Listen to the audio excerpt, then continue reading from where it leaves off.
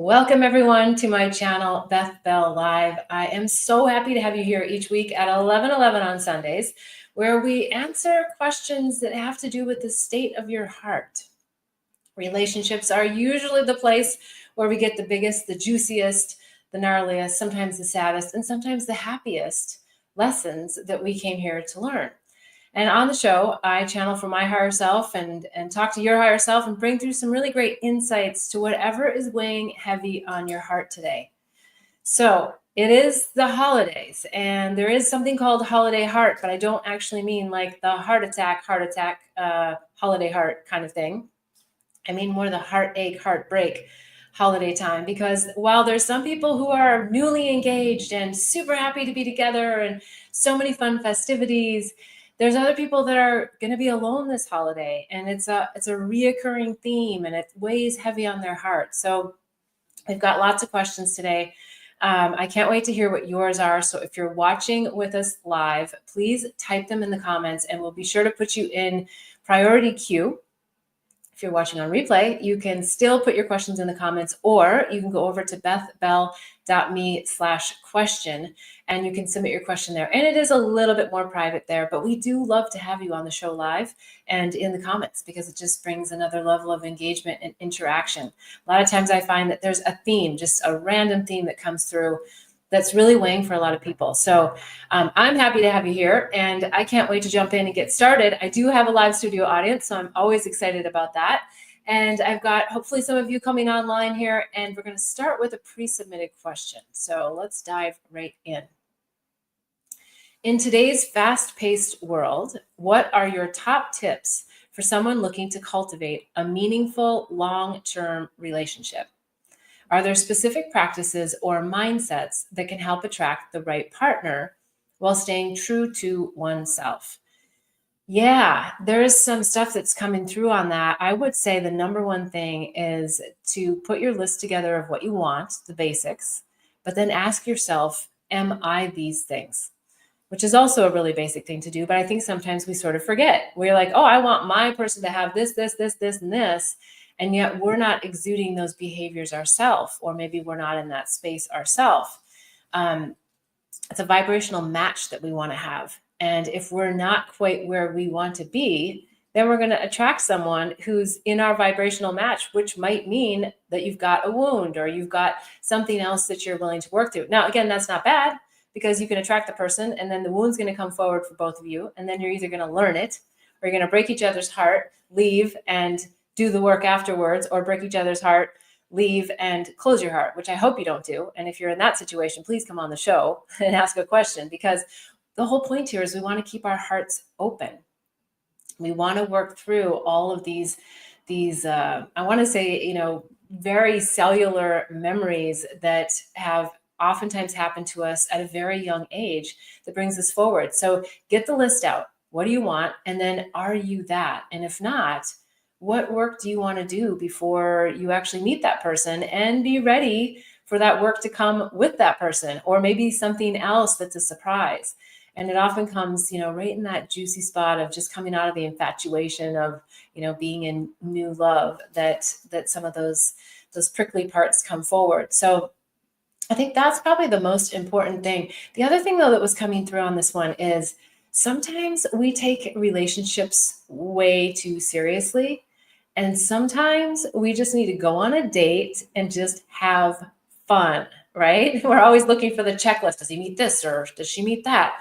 Are they going to, stand up to, my dream? And sometimes it's not just that right away in the beginning. Sometimes, you look and you go, I wouldn't ever date this person. And yet it's the perfect person for you. And you don't find that out until you get to know them, and until you've had some fun doing things that perhaps you wouldn't normally do. So I would just stay really open to that. And I would stay open to the process of it as well. And I would also I would share with your friends and family, or whoever and whenever it feels appropriate, not like from a desperate standpoint, but like, hey, I'm really looking. Like, is there anyone that comes to mind?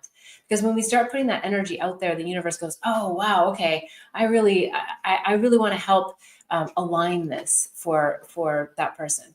And the other thing that's coming is the question was phrased in today's fast-paced world. And you're so right. It so is. Slow down, right? Slow down.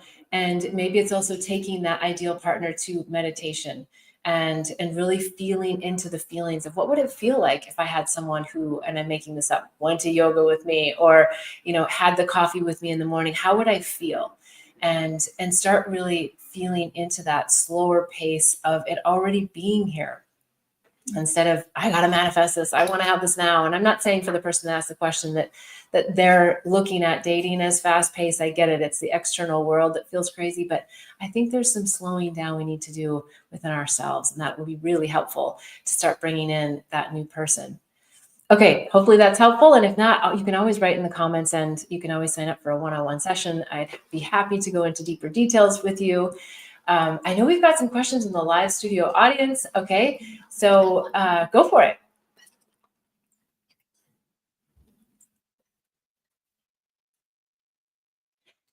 Hi, yeah. So on the same topic of dating and relating and intimacy, I have found myself just rushing into connection, intimacy. And my question would be, how long would you wait before getting intimate with someone? It feels like it's going really fast. And then I tend to, expect more than what's really there. And so I've been more celibate lately. And yet I still really want to connect. And so, what would be your advice for intimacy in dating? Yeah, I love that question. And it's something that's come up seriously in the last week with 3 different people. And Steve Harvey, I don't know if you know him, but I just remember, and this person was saying to me, he says 90 days, and someone else was telling me this exact same question. They said there was this post, and there was lots of conversation because the person was saying that it needed to be 6 months. And the men were like, oh, well, I mean, so there's a lot of conversation around this. And I get it. I think especially in the conscious community, where we really have an open heart and we've done the work and we're just like ready to dive in, it is hard sometimes to hold back. But what's coming forward is that there's so many ways to be intimate that doesn't involve always the sex intimacy, but the tantric intimacy. And I know you're even talking about that. Like, when do we get into the tantric intimacy? Like when do we really open our souls? And I think that, the eyes are the window to the soul.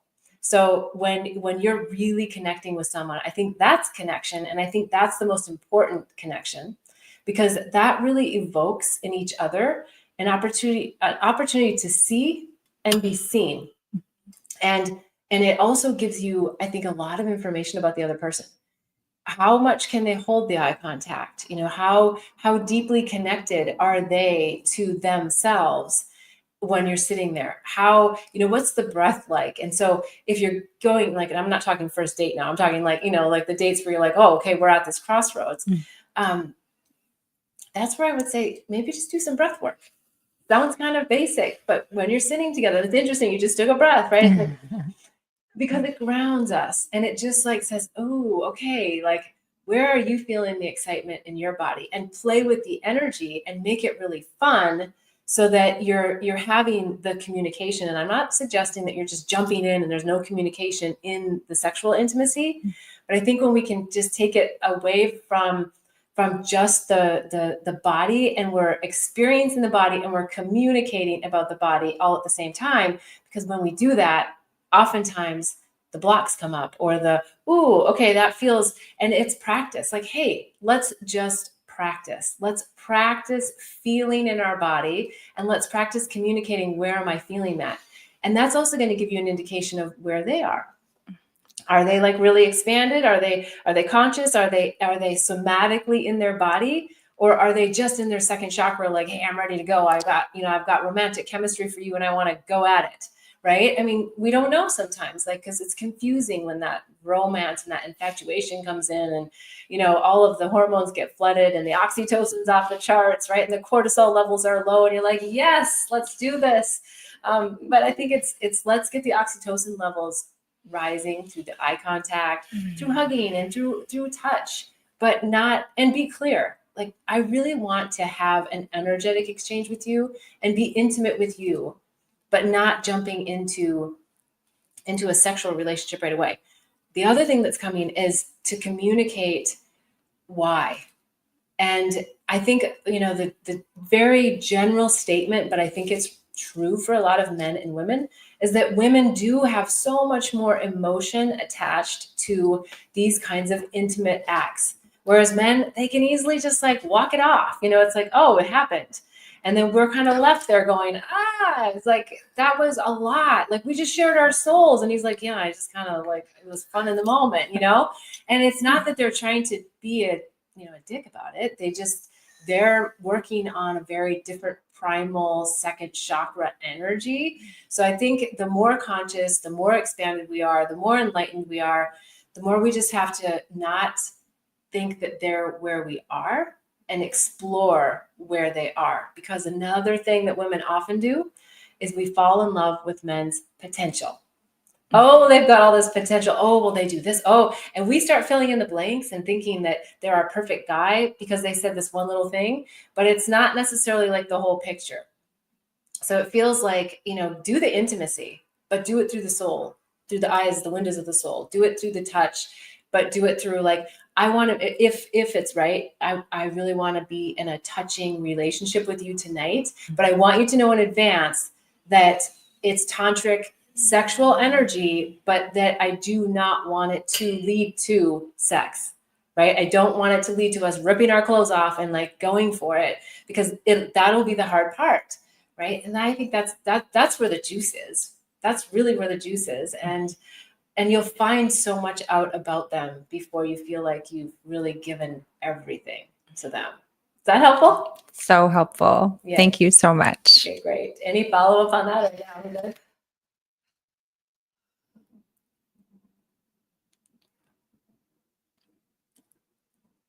I feel that, I've done some of that intimate tantric, and there's still that desire on both ends to keep going. It can be hard to like not go down that potential train and not go down the whole, there's the whole way, all the way. So there's just, like how to really manage my own Kundalini and sexual energy to stay contained enough in wanting touch and wanting that tantric connection.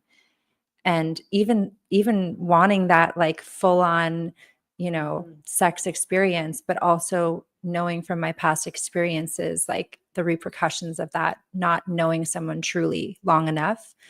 And like, just really how to manage my own like energy. Yeah. Well, it's such a great point. And we do get entangled on each other's life cords. So we are taking a very soulful, deep dive into their shit too when we do that, right? There's a lot of energy there and a lot that happens. And if you're a real empath, you unknowingly sometimes take on a lot of their stuff too. And so I think that when you do that communication, because a lot of people do ask, like, what's the time frame? And I'm like, I will never give a time frame, because I think it's so personal to each person and to each couple. And if you've done the communication work and you feel like you've really opened up, then you know that afterwards you have the communication already established in the foundation. So that might mean that with one person, you can actually go into the physical sexual intimacy sooner. And with another person, you go, oh yeah, they're not able to really feel, they're not able to tell me that they're in their heart center. They're, and not as a judgment, not from the mind, still from the heart, but just observation, like, okay, all right, so this let's just, I think the exercise itself, and the practice and making the practice fun, as opposed to feeling like you're depriving yourself of something, is really that best place to be. And dare I say, have sex with yourself, to release that when you're not with them, so you can still like experience the whole thing, but you may not feel like it's time to have that orgasmic release with them. And that sometimes is helpful as well. And then you magnify, you're still connected to their energy field, and it still has an impact on both of you, but then you don't have to deal with some of that mind mess that comes after. Yeah. Such great advice. Thank you. Yeah, thank you. Okay, do we have more questions online? Okay.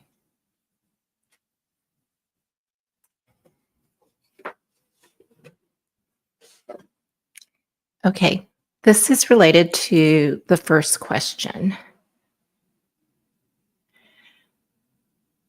I recently met a very handsome man, and we experienced an immediate, deep, and fun connection. He is 15 years younger, lives in another city, and just had a baby. He's not with the mother. All of these would have been huge red flags in the past, but I'm in a beautiful state of life where I'm open to all forms of love and also just want to have fun. How do I proceed while honoring my best self and not be judgmental of what might be something great? Was it that the partner that you're with just had a baby with someone else, right? It's new. This is someone who she's recently met, and he is the one that has the baby, and he's 15 years younger. Yeah. I think there's a lot to unpack there. I think it's very complicated. And you don't need to make it complicated, but you have to be real about what the reality is in the current situation. So if there's a child involved, I think that should be the priority of the parent, and that it should be your priority to understand where the parent is at with their relationship with the mother or with the father, right? So either way it goes. If you don't work out that, then you get really complicated really fast because you start to get emotionally entwined with someone and there's a child involved. And the child can be, I think, can have a lot of really wonderful things come out of this relationship, but not if it's entangled too quickly. And so, yeah, a lot of times we just want to have fun, and there's nothing wrong with that. But we still want to be responsible to all the souls that are in this soul contract. And there's a soul contract between that child, the mother, the father, and how you start to play into that is something that I would encourage you to really talk about and talk about with your new partner to make sure that they are really in a safe space to be opening themselves up to a relationship. Because what comes to mind is, sometimes when we break up, there's that rebound relationship. And so it could be sort of this rebound type relationship that person is wanting to have with you because they want to escape being the mother or the father of this child. They want to run to someone else. Like, are you running to something or are you running away from something? Or are you really centered? And do you really know who you are? And do you really know what you have to offer to a new partner? And I think if you don't have those conversations or you don't know that, I think that there's a good chance that this is just going to be a really messed up foundation that's not really a foundation to build from. And a lot of people are going to be hurt in the process because when there's a new child involved, there really is a lot of dynamics that I think are important to focus on the child, not just on the fun of the new romance that's budding. It doesn't mean you can't have it, but it means that there's a lot more communication, I think, that needs to come down for you to really honor all parties involved and the other parent. Hopefully that's helpful. If not, please add more to the comments. I know I think it came on live, so I'm happy to address that further. Are there more questions coming in from online? Yes. Okay. Here's another one. How can I move on from a girl I was in a relationship with a long time ago? How can I move on? Well, I think ask the question, why haven't I moved on? If it was a long time ago, I'm assuming you're saying that you broke up with this person a long time ago. And there's something that's still tethering you. Sometimes it's just the basic loneliness, like just wanting someone like as a backup, because you're not sure what's happening in life and you're like, oh, they were comfortable. And so if that's the case and it's just a comfort thing, then I would really do some work on disconnecting cords, because I don't think it's healthy for that partner. And I don't think it's healthy for you to sort of keep that flame going, because it's going to impact every relationship that you have moving forward. In fact, it's probably impacted all of the relationships that you've had after breaking up with them until now. And women are, I'm not sure if this came from a man or a woman, but women are honestly like really good at being very intuitive about another woman in someone's field. And so I'm not saying that they're always really good at getting all the nuggets from it, but they're pretty good at knowing like, hey, there's something off here, or I don't have 100% from my guy.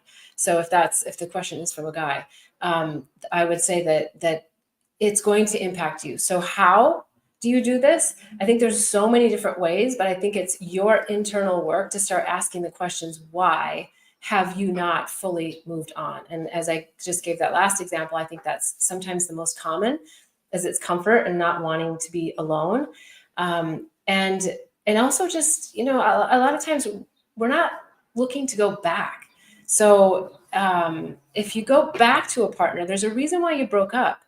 It rarely, but sometimes you do go back to someone and you can rekindle and you can learn more, like the soul contract's not over. I'm not getting that here. I feel like that it's something you really want to close up. And I love that you're asking the question, because that means that you're open to the idea that there is some work to do. I would journal about it. I would journal yourself questions and ask, like, why is this still a thing? And how has this connection impacted previous relationships? And have I been sensitive enough with my other partners when they ask, like, what's going on with this person? Or, why do you still have this relationship with this person? Or, sometimes I think men can jump to conclusions that they're insecure, or, you're asking, and I don't always think that that's the case. Sometimes it is, but sometimes they're insecure because their intuition is telling them there's something happening here. There's something more here. There's an intrusion here. And maybe another way to say this, because this is what's coming, is that, and forgive me for the stereotype, but Italian men oftentimes have a relationship with their mother that gets in the way of their romantic relationship, because there's just always this energy of the mom somehow taking a little bit of priority, or having the last word, or injecting their opinions or their views. And so if you can kind of see it like from that perspective, I think you'll start to open to just go, oh, well, let me look at this as my thing, not as something I'm going to try to project onto other partners. So dig deep on this. I think you're going to find some good stuff, and it's going to help you in all of your future relationships if you get through this, the why behind why you're doing this.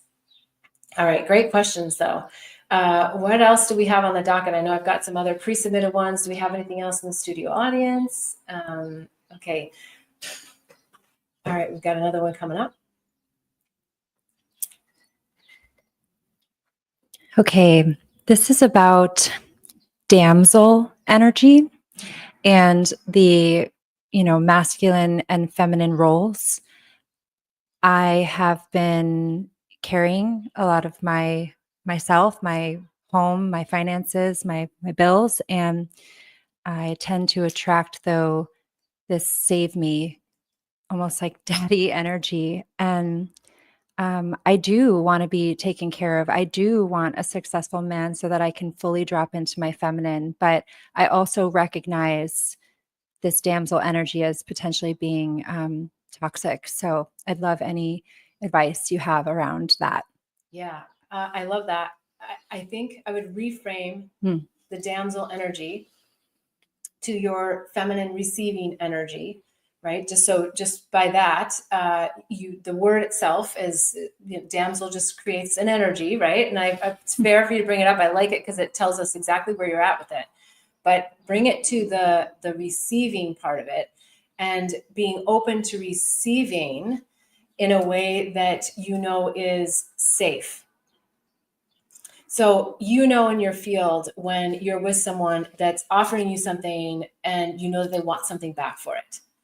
And so when you're with someone that is like genuinely wanting to be generous with you and to give to you, and you're able to receive without the hooks, and without feeling less than, without feeling like, it's like this energy of you being in your full power. you're doing exactly what you're supposed to be doing right now. And for a lot of light workers right now, way showers, whatever, enlightened beings, the money isn't coming in droves in the way that, it would be wonderful if it was. But because everyone's doing this work. And so finding someone who goes, I get what you're doing, or I don't get exactly what you're doing, but I feel your light. I feel your embodiment of something special. I don't have it myself. They do. Everyone has it. But a lot of us, we've spent the time to cultivate it. We could basically say like it's self-love, right? Because that's what it is. It's like it's really self-love, but it's more than self-love, and that it's an energetic vibration that we take into ourselves to shine brightly. So when you're with someone, attract someone that has money and that wants to care for you, but because they see the value, not because they feel like they have to take care of you. They're like, no, the value. The introduction of my book, it just flowed out and said, love is the new currency. How rich are you? And there is already, and there will be even more, this turning of tables where money isn't the be all end all. It's like it has power, it has influence, it has all these things.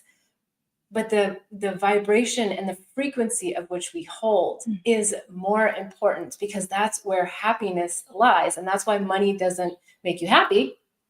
It provides a lot of opportunities, and there's a lot of great things to it, and it does have power and influence. But the power and influence is really nothing without the core foundational love, like within you for yourself, and the ability to share that love with others out there in the world.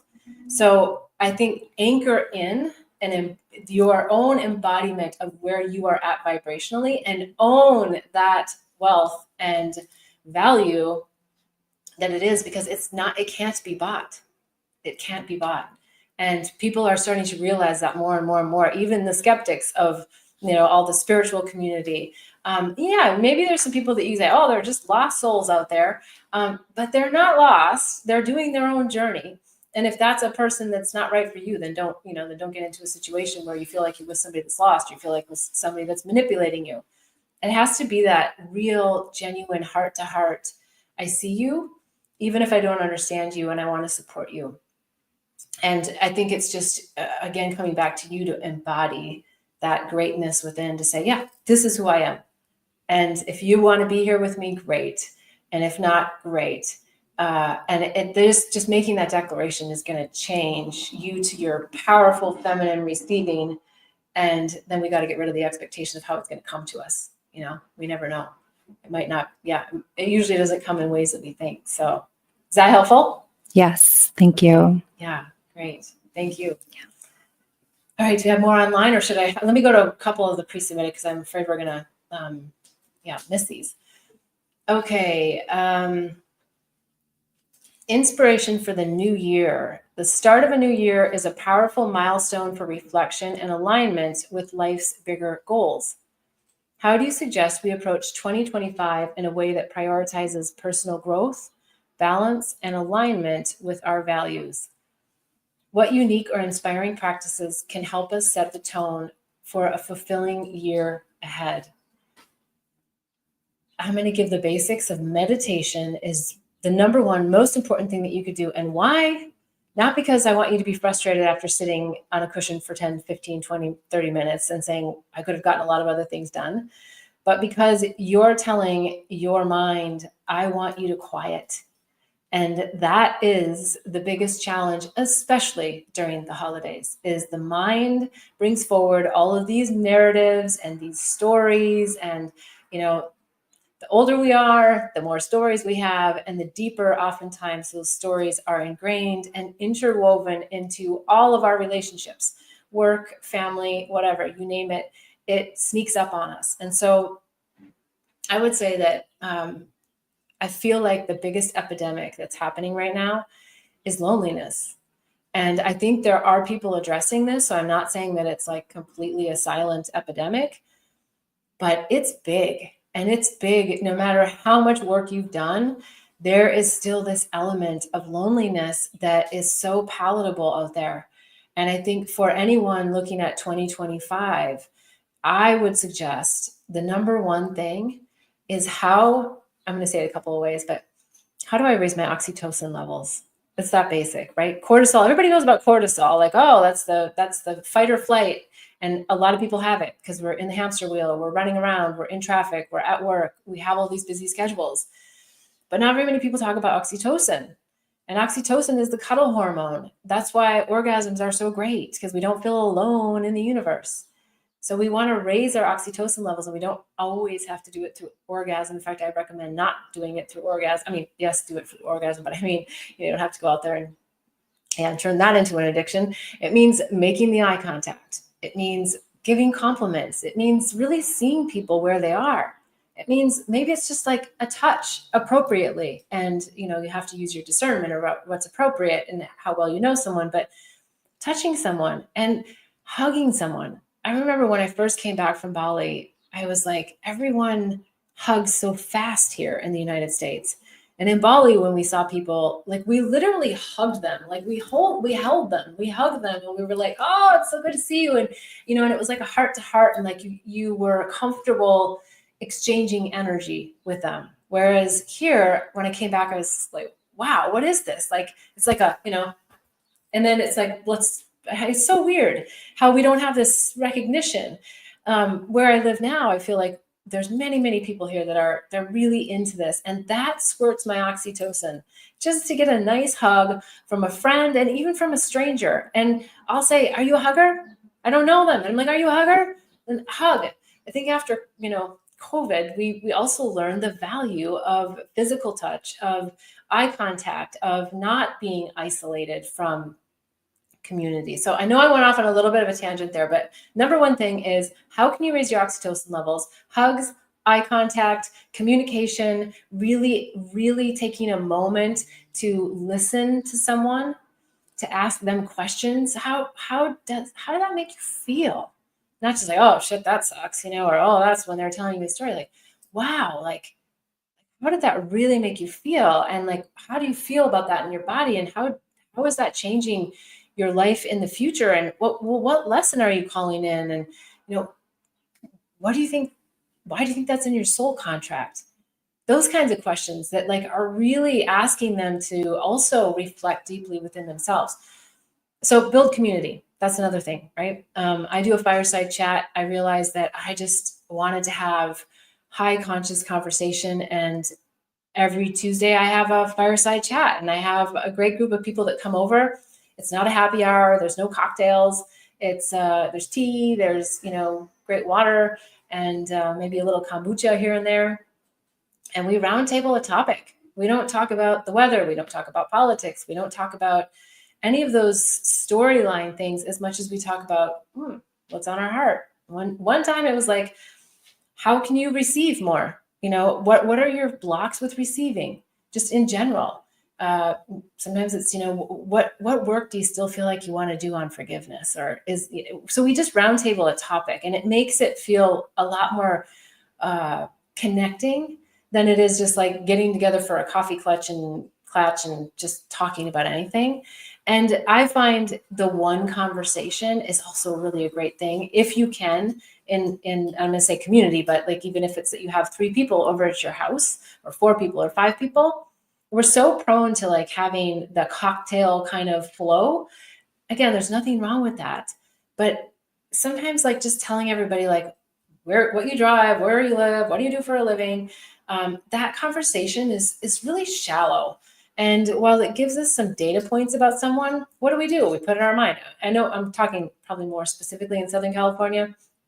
If you say you live on this side of the 5, the ocean side of the 5 versus that side of the 5, like, so you go, oh, okay, well, you're in this bracket of income, or you're in that family, or it's like, it's silliness, but it's just automatic that, oh, you drive that kind of, oh, okay, well, you're this or you that. It's so not real about who, and nobody, not nobody, but a lot of people don't mean that for it to not be real. They just mean to try to get some data points. So come up with some questions before you go to a gathering that you feel like resonate for you, but also evoke a much deeper response. Like, gosh, what's really heavy on your heart, or what's catapulting your heart, or how are you feeling today? Or, something that just gets them really deep. And be prepared to share something about yourself.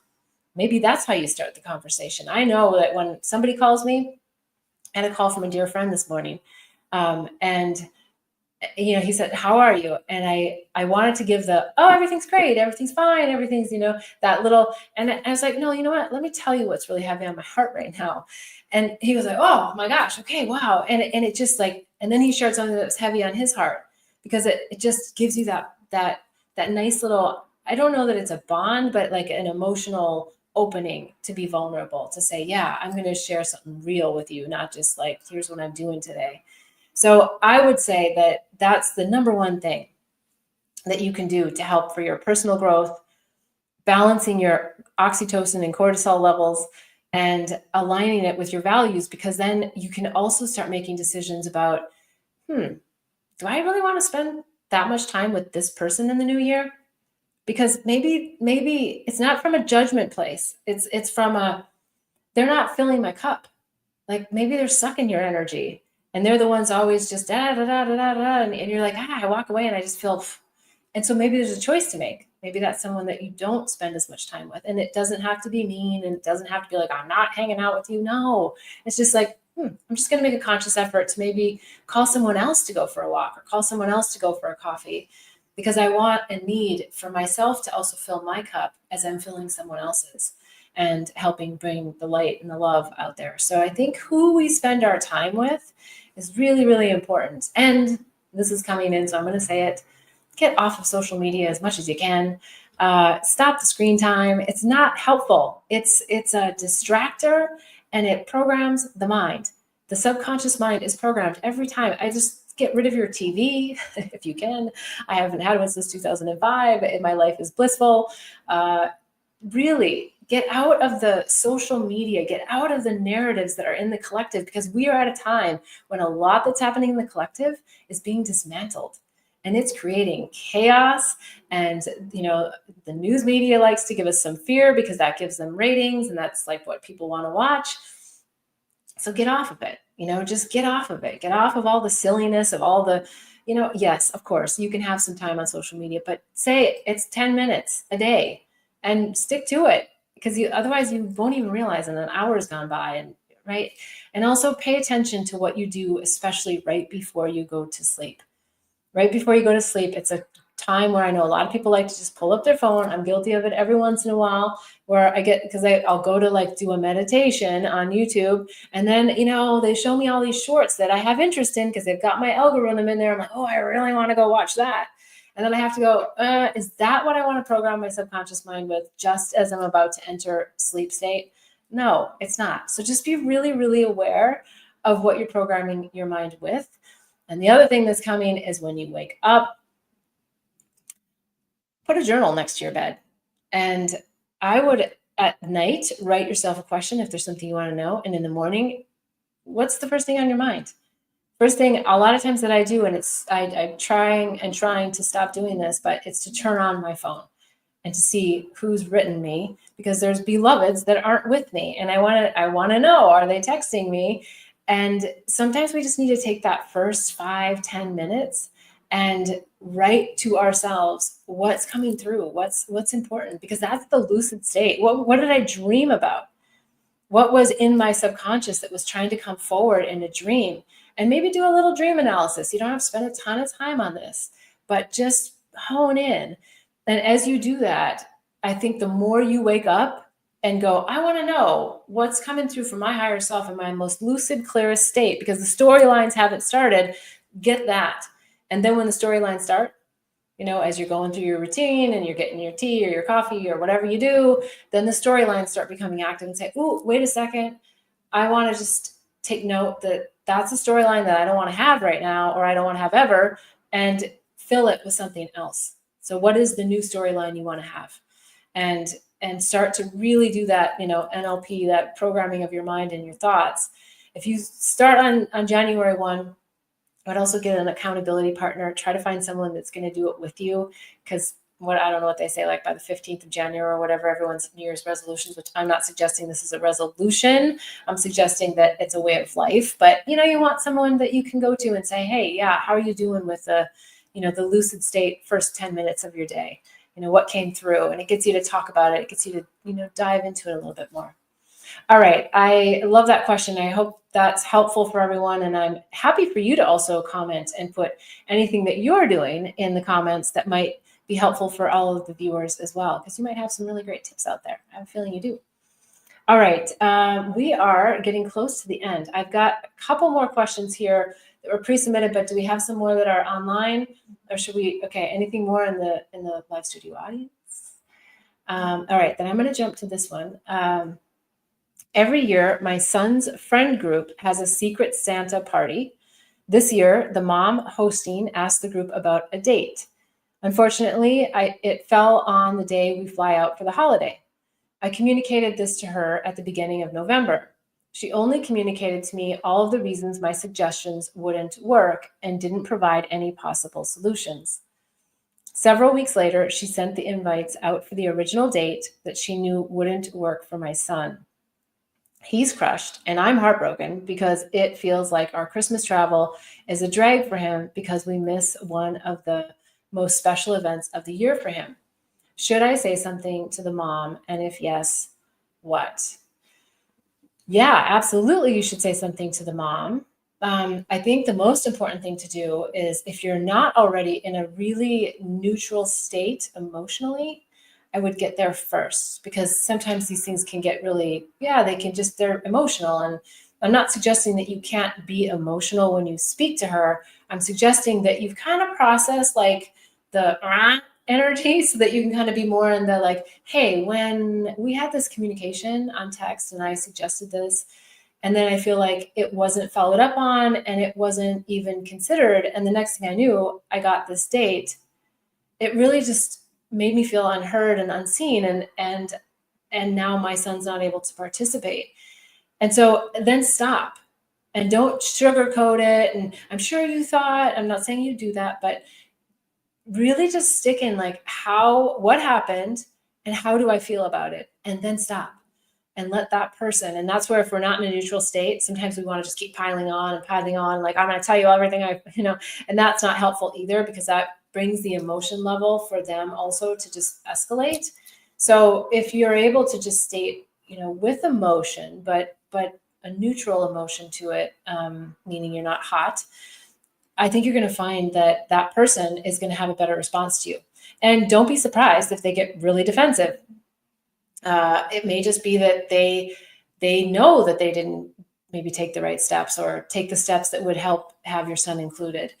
And I think sometimes, and I don't mean silence from like you're trying to make them uncomfortable, but I mean silence from just listening to them because you want to be heard. And so, gosh, I hear you saying that. It's still not, and of course I'm making this up because I don't know exactly what the conversation will be, but I'm still just feeling like disappointed that we weren't able to work through a solution. Next year, could we do something different? Because if it's not, if it's not the Secret Santa, it's the birthday parties. If it's not the birthday parties, it's whatever. It's the prom parties. It's all the different things that happen. Then these small groups are really important to young people, and it's important to be included, because when they come back, everybody's talking about that party that person wasn't part of. Now, if it's possible, because in today's age, we have, I know this might not resonate, but it just was coming through. I was showing a computer screen and maybe doing a Zoom. Look, kids spend so much time on gaming that there might also be, maybe this is it, that there could be a component, if you're not like physically in the air, that there could be, if there's a component in the party that your son can participate in, like maybe it is that everybody is gaming for a certain amount of time and you do that. Maybe it is that he can zoom in on the party where they're doing the gift exchange and you're able to still feel like you're part of it.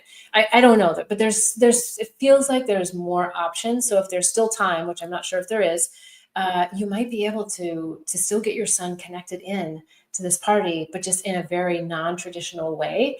And who knows, it could make him feel really, really special, especially if he's the only one online. He might get a lot more attention. And maybe the gift, because you can't physically give a gift, is maybe you ask the mother, because, what's coming is that you ask the mother if the gift to this person could be that each person in the party says something nice about your son, something nice about something they love about him, or something that was a special memory from that year. That's a gift. And maybe just receiving that, or I don't know, the ideas are just flowing. Maybe you ask that mom to do a video at the party and to communicate those sentiments, like, hey, we really miss you being here, and I just want to tell you that one thing about this year was like so cool, right? And then your son has that as a real memento, and something that they feel like they still were at the event. So hopefully those ideas are helpful. I always love when they flow through and see what resonates. And please come back in the comments and let us know if you do any of them and if any of them work, because there's lots of moms out there and dads that are struggling with similar situations and heartbreak having to do with their kids not getting included. So thank you for asking that question. All right, I think we are down to the end of the show, and I still have some more submitted, so I will put them into next week. As always, go to bethbell.me and fill out your state of the heart assessment. Find out, are you blocked? Are you broken? Are you healing? Are you whole? Find out where you're at and come to the show, ask questions. If you like anything that we talked about today, hit the bell, subscribe, tune in. We love to have you on live. It's just always so fun to see what comes through, and it oftentimes feels like there's a theme. So if you want to work with me personally, you can sign up for one-on-one sessions. I also do monthly spiritual advising. There's the Awaken Inner Wisdom membership, and there are so many resources over at bethbell.me, the Awakening and Healing Handbook, the Psychedelics Resource Guide, and the Herpes Handbook. So lots of things. There's also, I never talk about this, but just is coming to me, that there's also a flower gazing module. So if any of you have read my book, Angels, Herpes, and Psychedelics, you know that how the universe many, many years ago got me to meditate was through photographing flowers up close. And that was really Mother Nature's way of getting me centered, quieting my mind, and just being in the beauty of all that is. And so a lot of times I get questions about that. And why are you a flower whisperer? And it's because the flowers, I like to say, give me messages, but it's really that my mind gets so quieted that I can actually channel in my higher self and source intelligence in through that. So I talk about in those modules how to do that for yourself, because flowers are everywhere. Nature's everywhere. All right. Thank you so much for joining in. I can't wait to see you next week at 11:11 on Sundays. And until then, wishing you much bliss and love on the journey. Namaste. Hey.